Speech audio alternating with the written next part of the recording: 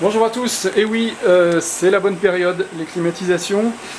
Donc voici mon deuxième test, parce que comme je vous disais dans l'autre vidéo, je vous mets ça tout de suite en haut, la deuxième vidéo de la clim Olympia, pardon.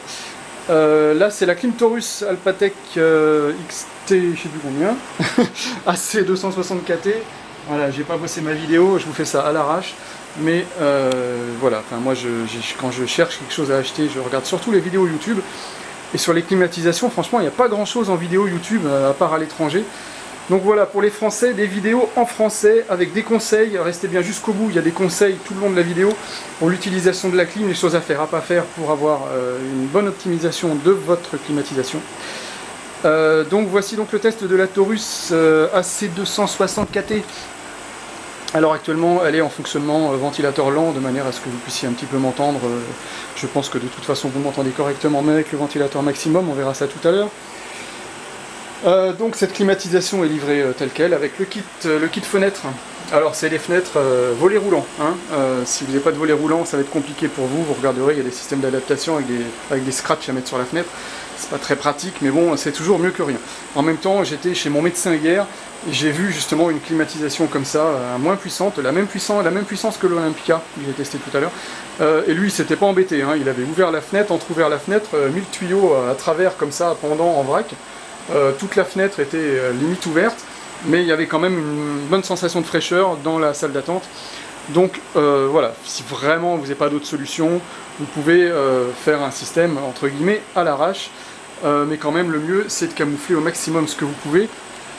Donc on va rester sur ces histoires de camouflage et d'évacuation d'air.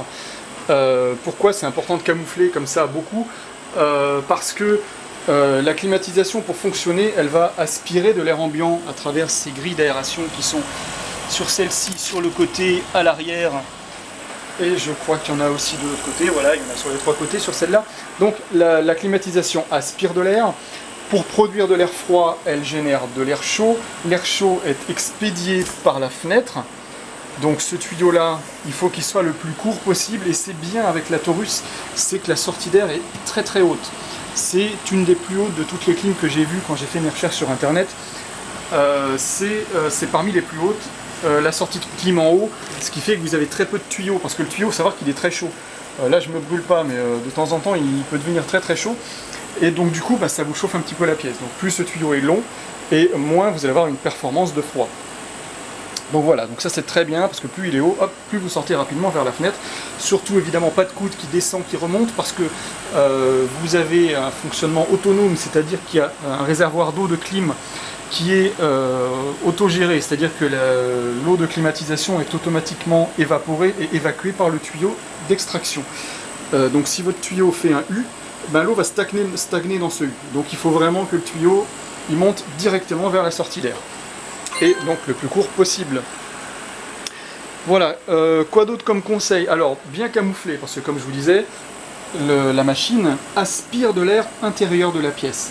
Donc, si vous fermez votre porte ici, alors moi je vous l'ai laissé entrouverte, je vous montrerai tout à l'heure pourquoi. Si vous fermez votre pièce, alors ici on est dans une pièce de 12 mètres carrés, une chambre à coucher. Si vous fermez complètement la pièce, et comme la machine aspire de l'air intérieur, elle crée donc une dépression. Donc cet air aspiré, il a besoin d'être remplacé par de l'air frais, enfin de l'air neuf on va dire. Et cet air neuf, il va essayer de rentrer par où il peut. Donc là, il va essayer de rentrer par la fenêtre. Donc si j'ai bien fermé ma porte, il va essayer de rentrer par la fenêtre. Donc je vais aspirer de l'air extérieur, donc de l'air à 34 degrés, 35 degrés. C'est pas le but. Alors pour éviter ça, ce qu'il faut faire, vous ouvrez légèrement votre porte. Ici, vous voyez, vous laissez un passage pour une main ou quelques doigts. Et vous allez voir que si je tente de refermer ma porte, l'aspiration provoquée par la clim, la dépression, va rouvrir la porte automatiquement. Vous voyez ? Il y a une dépression qui se fait, et donc du coup, laissez quand même un espace assez grand. Malgré tout, vous aurez quand même votre pièce bien climatisée et pas de déperdition. Donc le but, c'est donc, au lieu d'aspirer l'air de votre volet, ou de votre fenêtre à moitié ouverte, le but c'est d'aspirer l'air ambiant de la maison qui est forcément moins chaud que l'air extérieur. Voilà, ça c'est pour le conseil le plus important. Quoi d'autre comme conseil? Si vous voulez déplacer les clims, surtout si vous montez un escalier. Je me suis fait avoir tout à l'heure parce que quand j'ai fait mon premier test de l'Olympia, je l'ai descendu en bas. Il y a un réservoir d'eau comme je vous disais, et il vaut mieux le vidanger avant de bouger la clim parce que moi j'en ai foutu partout en transportant la clim. Voilà, c'est le petit détail au passage. On va regarder la puissance de cette clim. C'est une clim 2,6 kW froid, mais elle consomme réellement 1,1 kW de puissance. Donc le taux, le rendement c'est 2,6, c'est un taux qui est standard pour le gaz E290. E290 c'est un E, je sais plus, en R290 pardon.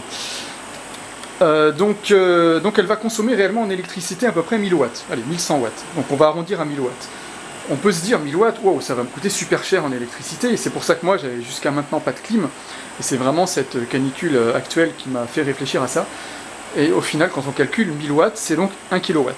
1000 watts pendant 1 heure c'est 1 kWh. Le prix du kilowattheure en France, il est à 0,15 centimes à peu près, hein, j'arrondis à 15 centimes. Donc vous allez payer 15 centimes par heure. Si vous la laissez tourner 10 heures, ça fera 1,50 €. Sur une journée, vous allez peut-être approcher les 2 €. Donc 2 € par jour, une climatisation comme ça, mobile, monobloc. Donc c'est pas très cher. Si vous réfléchissez, allez, si vous la faites tourner 30 jours, 2 x 30, ça fait 60 €. 60 € dans le mois, tous les jours. Mais vous n'allez pas avoir tous les jours de la canicule. Vous n'allez pas avoir besoin forcément de votre clim tous les jours. Donc voilà, c'est pas très cher quand on y pense. Il faut garder par contre ce chiffre en tête. Pensez bien que c'est 15 centimes de l'heure. Pensez bien que c'est 2 € par jour. Pour pas avoir de surprise après, plus tard. Voilà. Mais ce sera pas beaucoup plus cher que ça en fait. Donc les avantages de cette climatisation. La petite télécommande. Alors, ce qui est bien, c'est que vous pouvez piloter toutes les fonctions de la clim, soit par le panel de la clim elle-même. Ici, vous avez le bouton timer, le bouton mode qui permet de changer en climatisation, en ventilateur ou en déshumidificateur. Ici, les boutons plus-moins pour la température.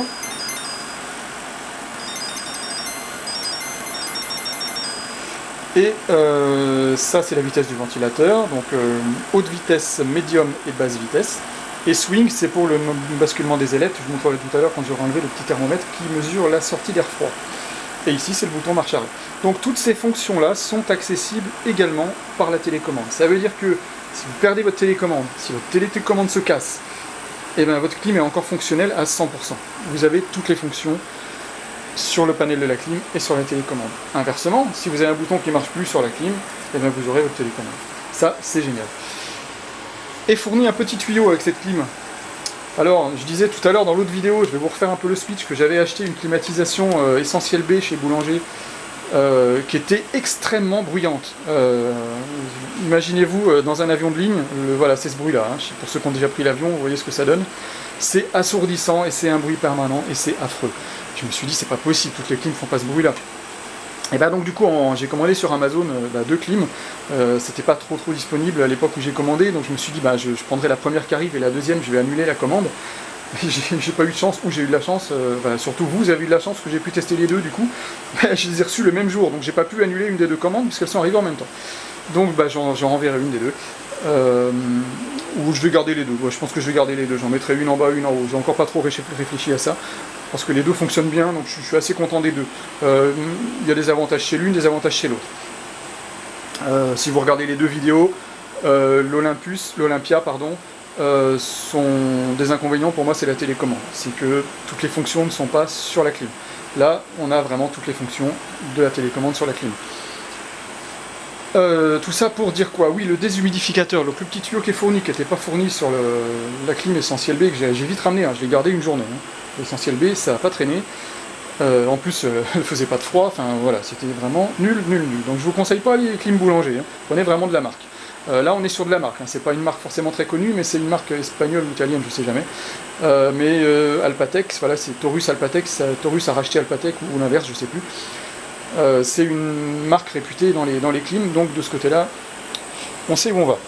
Donc, je disais donc, le tuyau, c'est pour vidanger derrière le réservoir du réservoir de déshumidificateur, en fait, quand vous l'utilisez en mode déshumidificateur, donc le réservoir d'eau.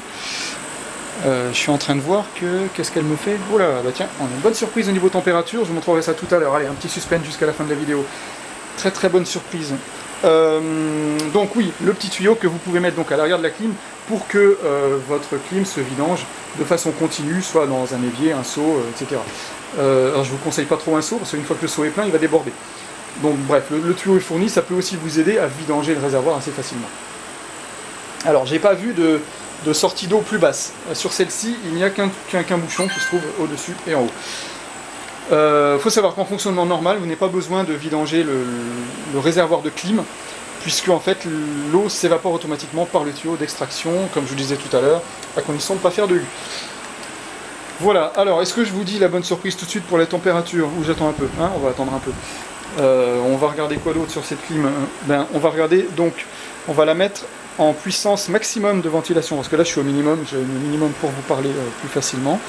Faut savoir qu'elle fait pas énormément de bruit, comme je vous disais, la boulanger, c'était affreux, je pouvais pas rester dans la même pièce. Là je peux rester dans la même pièce. Alors puisqu'on parle de bruit, tout à l'heure quand j'ai essayé les deux, j'avais mis l'Olympia à l'étage, j'avais mis la Taurus au rez-de-chaussée, donc celle-ci, et je trouvais que la Taurus faisait plus de bruit que l'Olympia. Et donc je me suis dit, c'est embêtant, parce que la Taurus, franchement, c'est censé être une bonne marque, ça m'étonne. Donc en les inversant, je me suis aperçu que c'était l'inverse. Maintenant c'est l'inverse, la Taurus fait moins de bruit ici qu'elle n'en faisait en bas. Et inversement, l'Olympia maintenant fait plus de bruit. Pourquoi? Parce que tout simplement en bas, j'ai pas de la moquette, j'ai du carrelage. Donc je vous conseille, si vous avez du carrelage, de mettre, vous savez, les tapis qu'on met sous la machine à laver, là, des grands tapis qui font 1 mètre carré et 1 mètre par 1 mètre, les gros tapis épais, bon, vous le découpez à la taille de la clim et vous posez votre clim là-dessus. Je pense que le problème il est là. Je vois pas d'autre, il n'y a pas d'autre explication. C'est la seule différence. La seule différence, c'est la même fenêtre, c'est voilà, c'est le même radiateur qui est derrière, tout est pareil. C'est exactement tout pareil, sauf que c'est le sol de la pièce qui est différent.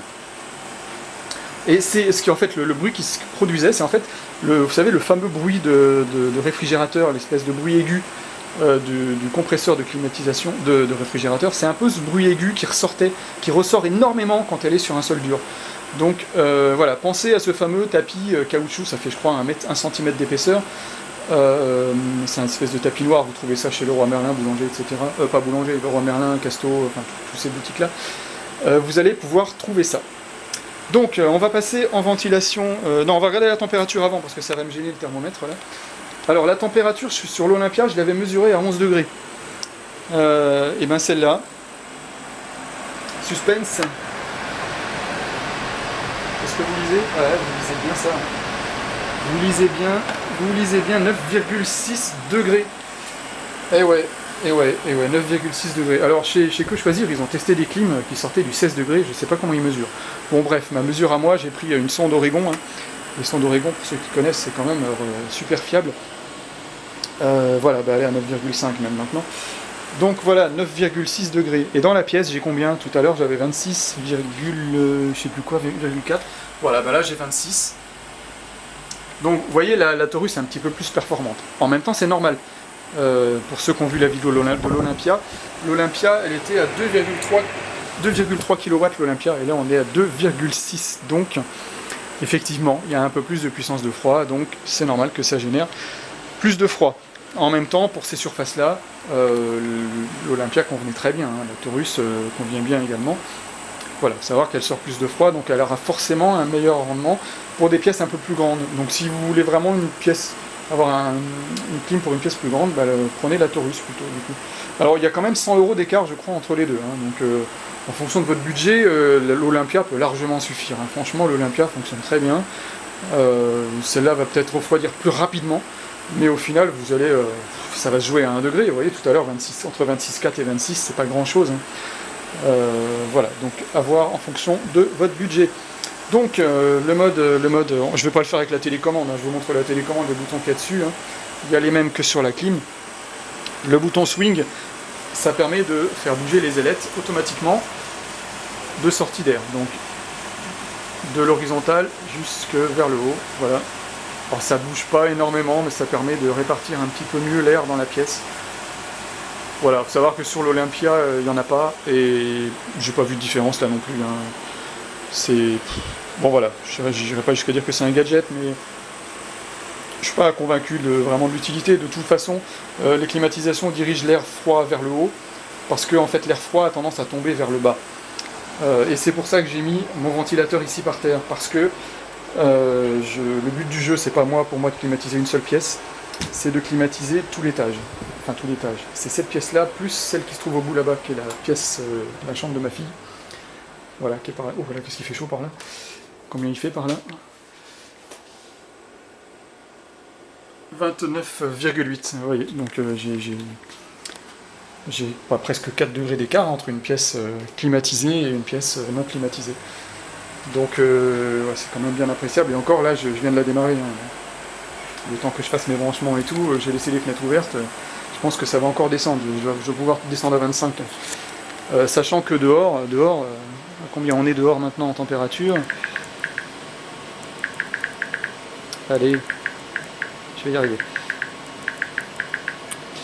Dehors, on est à combien? Et là, on est à 35 maintenant. Est-ce que je vais arriver à vous faire le focus? Voilà, 35 degrés extérieur façade. C'est une température à l'ombre, hein, évidemment. Hein, je ne m'amuse pas à prendre la température au soleil, ce qui n'a aucun intérêt. Donc 35 degrés en façade et la courbe de température de la pièce. Voilà, on voit en fait, ça c'est le premier test que j'ai fait ce matin avec l'Olympia. Et donc tout à l'heure quand j'ai fait la vidéo de l'Olympia, ça commençait à descendre, je me suis arrêté, j'ai changé de clim ici. Et donc là vous voyez ça continue de redescendre. Donc nickel. Voilà, pas de soucis, ça fonctionne bien.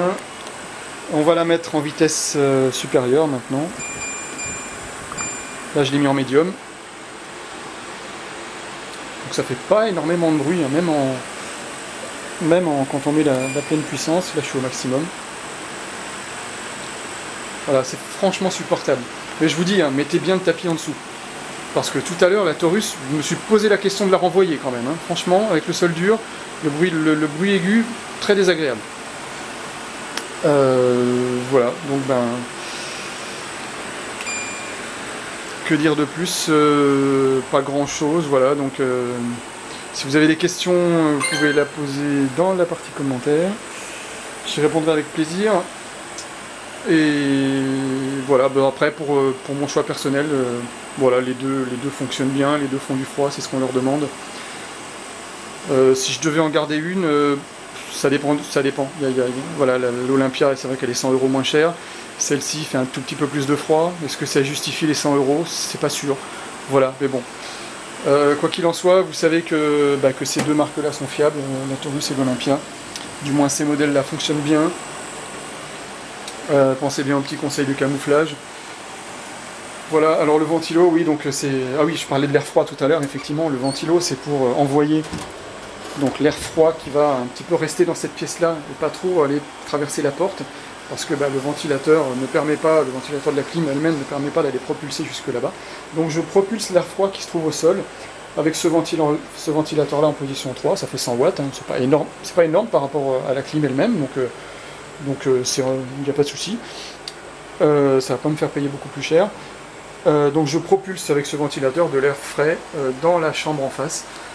Alors évidemment, comme je disais dans l'autre vidéo, vous n'allez pas avoir, comme j'ai ici 26 degrés ou je ne sais plus combien, ça a encore baissé, vous voyez 25,8. Vous n'allez pas avoir 25,8 à la fois dans cette pièce-là et à la fois tout au bout là-bas.